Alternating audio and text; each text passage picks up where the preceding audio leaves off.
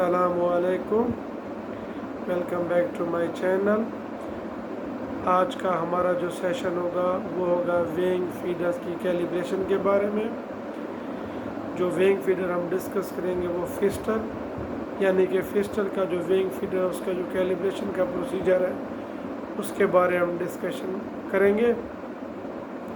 जो कैलिब्रेशन है उससे उसको हम ऐसे डिफ़ाइन कर सकते हैं कि अगर वेइंग फीडर की कैलिब्रेशन की बात कर रहे हैं, जो उसके रिज़ल्ट्स हैं उनकी कंपैरिजन करना विद स्टैंडर्ड वैल्यूज़ के साथ।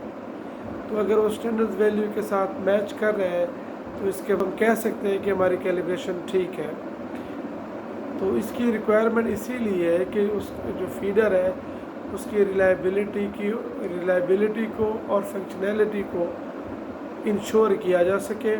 इससे हमें ये फ़ायदा मिलता है कि जो सिस्टम्स की एरर है, जो एरर्स हों सिस्टम की, उनको रिड्यूस किया जा सके। बेसिकली जो वेइंग फीडर है वो एक क्लोज लूप कंट्रोल सिस्टम है जिसमें जो मटेरियल का फ्लो है उसको एक कंट्रोलर्स और जो दीगर इंस्ट्रूमेंट हैं उनके साथ कंट्रोल किया जाता है। इसमें प्रोसेस इंडस्ट्रीज़ हैं वो मुख्तलिफ़ किस्म के वेइंग फीडर इन एप्लीकेशन हैं। उन वेइंग फीडर्स का काम होता है मुख्तलिफ़ किस्म की मटेरियल्स की वेइंग करना। सीमेंट प्लांट की अगर हम बात करें जिसमें लैमस्टोन है, क्लिंकर है, जिप्सम है, आयरन ओर है वगैरह वगैरह, इस तरह के मटेरियल्स की जो वेइंग है उसके लिए जो यूनिट यूज़ होता है उसे हम वेइंग फीडर कहते हैं। जो वेइंग फीडर है उसकी जो एक्यूरेसी है, उसकी जो रिज़ल्ट्स हैं वो बड़ा वाइटल रोल प्ले करते हैं इन प्रोसेस इंडस्ट्री में। तो इसीलिए उसकी जो कैलिब्रेशन है that is very important in a process industry. इसी चीज़ को हम आगे डिस्कस करते हैं कि जो फिस्टर का जो वेइंग फीडर है उसकी कैलिब्रेशन हम कैसे करते हैं। तो डिस्कस करते हैं कैलिब्रेशन को। कैलिब्रेशन की ज़रूरत क्यों है हमें?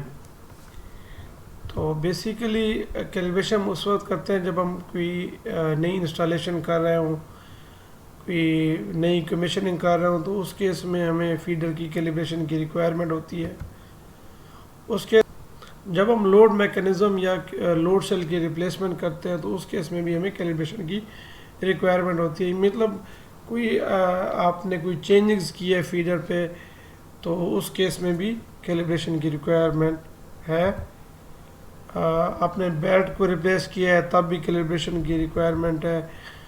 कैलिब्रेशन मोस्टली ऑन डिमांड किया जाता है। बेसिकली उसका फंक्शन ये होता है कि जब आपके जो रिक्वायर्ड रिजल्ट्स मीट नहीं कर रहे हैं तो उस केस में कैलिब्रेशन की जाती है।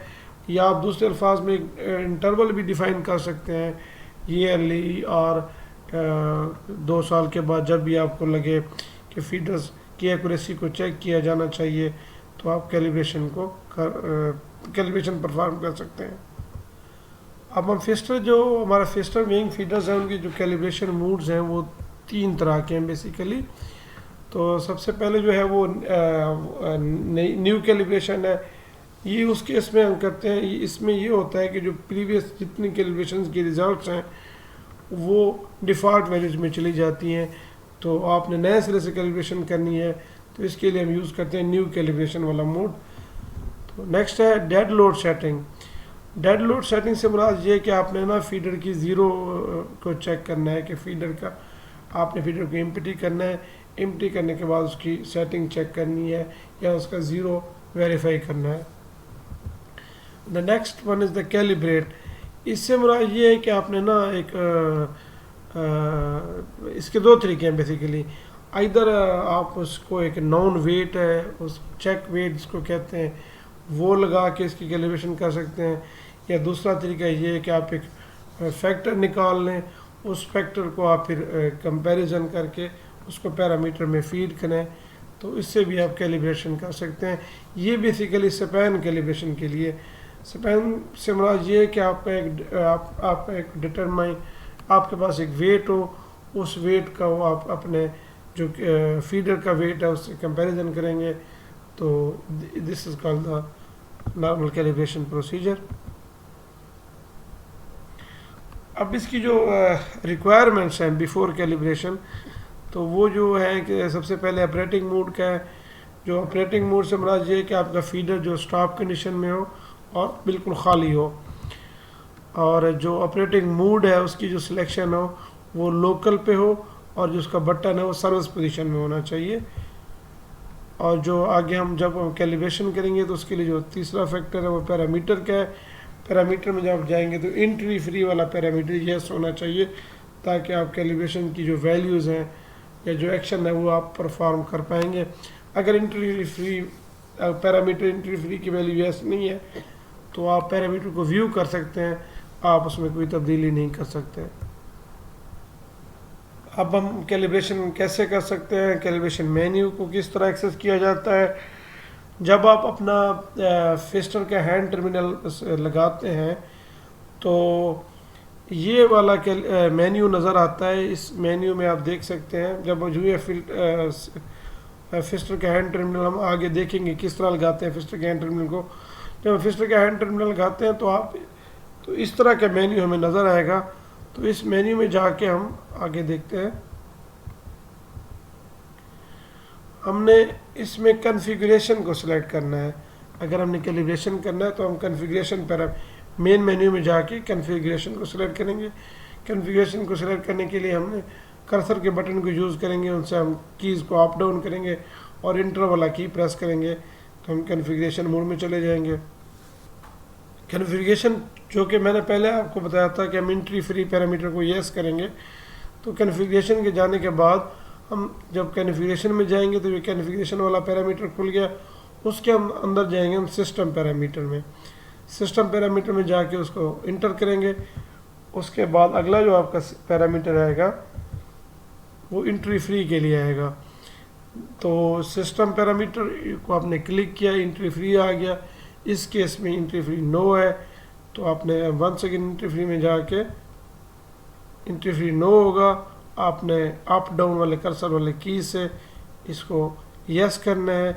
उसके बाद accept the selection with enter की करना है। तो उसके बाद आप कंट्रोल ए प्रेस करेंगे तो वापस आप मेन मेन्यू में आ जाएंगे।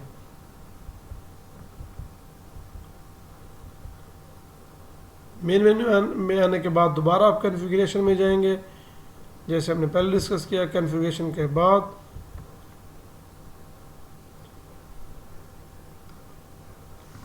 के बाद जो पैरामीटर है वो आप जाएंगे वे फीड। वो बेल्ट वे फीड टाइप का है, तो आप वहाँ पे बेल्ट, अगर आपके पास बेल्ट वे फीडर है तो वहाँ पे बेल्ट वे फीड का आ जाएगा पैरामीटर। अगर आपके पास रोटर वे फीड है तो वो रोटर वे फीड का आ जाएगा। तो उसी को आप क्लिक करेंगे, इंटर करेंगे विद इंटर की। इंटर की जब करेंगे तो फिर आप कैलिब्रेट में जाएंगे, जिस तरह इधर शो किया गया है। उस कैलिब्रेट को फिर आप इंटर की से प्रेस करेंगे।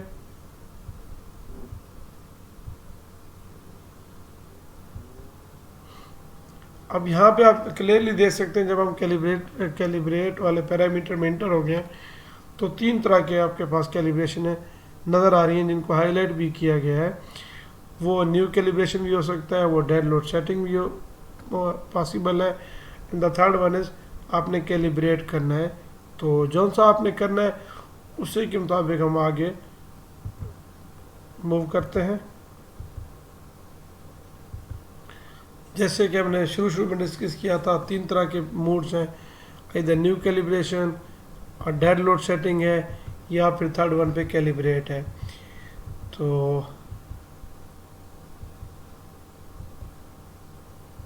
अब हम डेड लोड सेटिंग करेंगे। सबसे पहले डेड लोड सेटिंग करने के लिए कि आपने प्रेस करना है इंटर को। उसके बाद इंटर के बाद आपने इंटर टू इंटर। चूँकि अब न्यू कैलिब्रेशन की बात हम नहीं कर रहे, हम कह रहे हैं अब हमारा एक फीडर इंस्टॉल्ड है, वो अब उसके पहले हम ज़ीरो सेटिंग चेक करेंगे, फिर उसके हम कैलिब्रेशन करेंगे। क्योंकि हमने ऐसे उस पर कोई रिप्लेसमेंट नहीं की, कोई कमीशनिंग भी नहीं कर रहे, तो हमें न्यू कैलिब्रेशन की रिक्वायरमेंट इस वक्त नहीं है। ज़्यादा हम डेड लोड सेटिंग को देखते हैं पहले। तो इंटर टू इंटर की प्रेस करेंगे।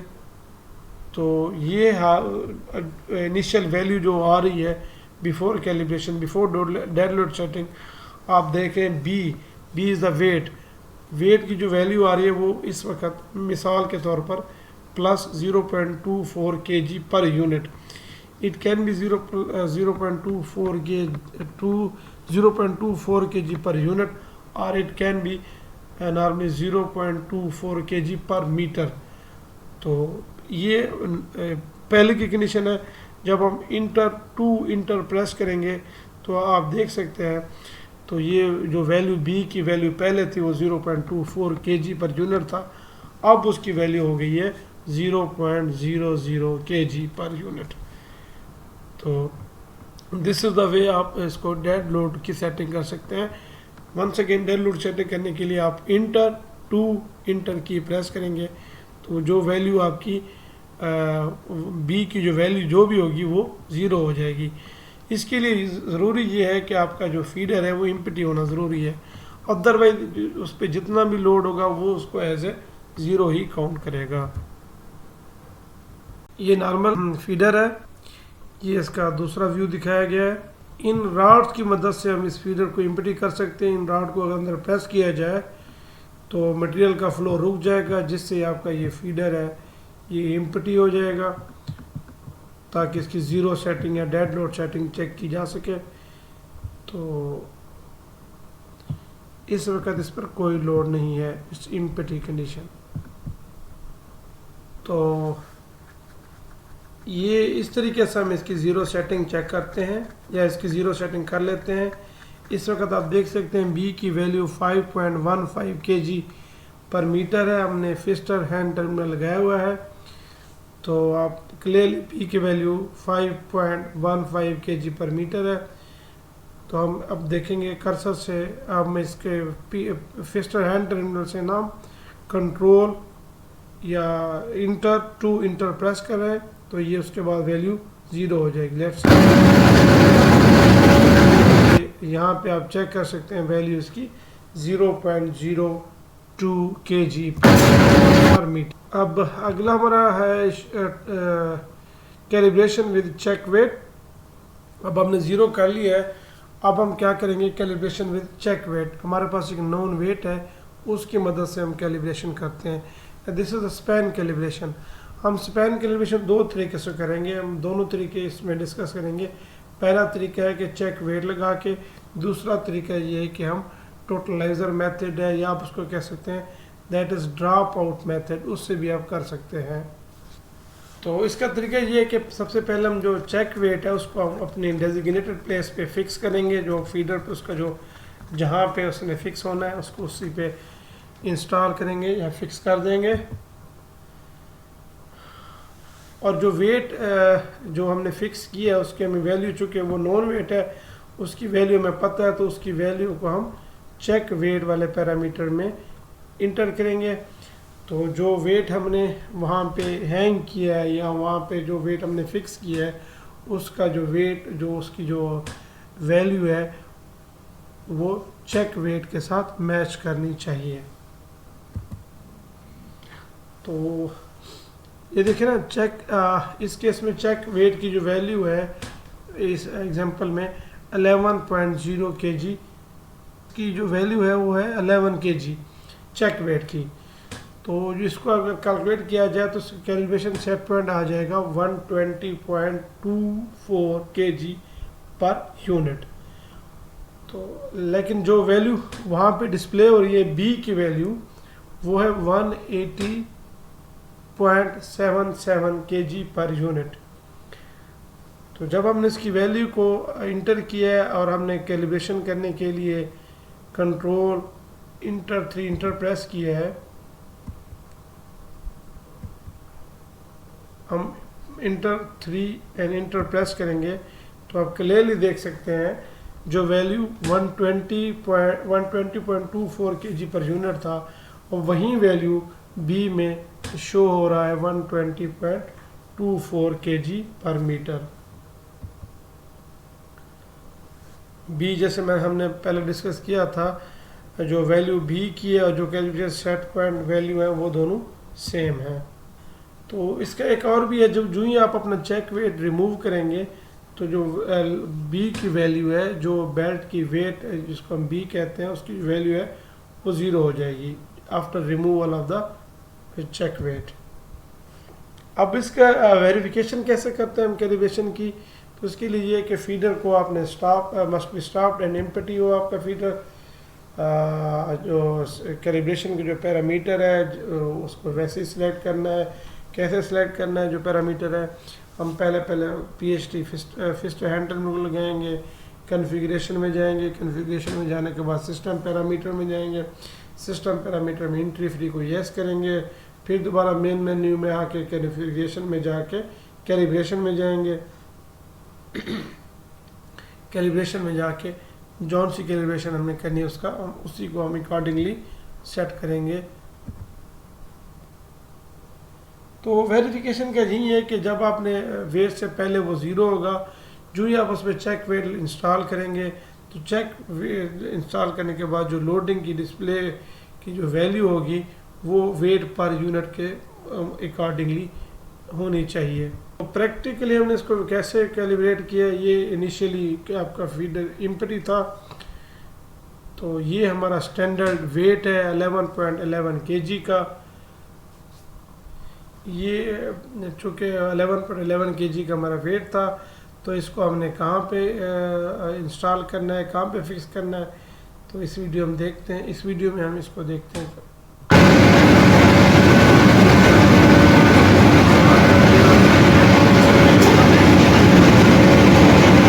वेट फिक्स करने के बाद ये जो वैल्यू आ रही है ये देखिए 37.42 kg पर मीटर है।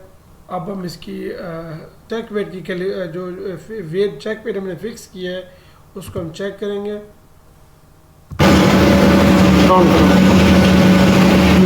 ये देखिए ये जी चेक वेट की वैल्यू 11.17 kg, यूनिट kg पर मीटर में ये जो चेक वेट है वो 37.23 kg पर मीटर। ये इसकी वैल्यू एग्जैक्टली मैच कर रही है, ये इसकी वैल्यू एग्जैक्टली मैच कर रही है 37.42 kg पर मीटर। तो ये था हमारा आज का सेशन। अगले सेशन में हम देखेंगे calibration by drop test method. तो you can ask any question in comment box and your question will be answered accordingly। अगर आपको हमारी ये वीडियो पसंद आई है तो I would like to request you to please subscribe my channel and also press the bell icon for more informative video. Thank you.